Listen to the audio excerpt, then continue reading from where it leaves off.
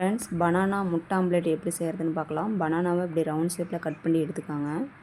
அது கூட இந்த கிரீன் பிஸ்கெட்டை ஒன்று பவுடராக சேர்த்திக்கலாம், இல்லை எண்ணெய் போல் பீஸ் பீஸாக நீங்கள் கட் பண்ணி சேர்த்துறதா இருந்தாலும் சேர்த்திக்கலாம். நான் கட் பண்ணி தான் இந்த கிரீன் பிஸ்கெட்டை சேர்த்திக்கிறேன். இங்கே பாருங்கள், இப்படி கட் பண்ணி வச்சுக்குவோம். இது கூட ஒரு தவா வச்சு எண்ணெயை ஊற்றி தவா நல்லா சூடானோடனே முட்டையை உடச்சி ஊற்றி அது கூட இந்த கிரீன் பிஸ்கெட்லாம் சேர்த்து அது மேலே பனானாவும் சேர்த்துக்குவோம். ஒன் சைடு நல்லா வெந்ததுக்கப்புறம் அடுத்த சைடு திருப்பி போட்டுக்குவோம். பாருங்கள், நல்லா வெந்துருச்சு. அடுத்த சைடு திருப்பி போட்டாச்சு. இந்த சைடு திருப்பி போடுறேன். பாருங்கள், லைட்டாக எண்ணெய் ஊற்றி நல்லா வேகச்சு எடுத்திங்களா, பனானா முட்டை ஆம்லேட் ரெடி. இந்த பனானா பார்த்திங்கன்னா இந்த முட்டை ஆம்லேட் விட்டு உதறலிங்க, வெளியே வரலிங்க, அப்படியே தான் இருக்குது. இங்கே பாருங்கள், நல்லாவே தெரியும்.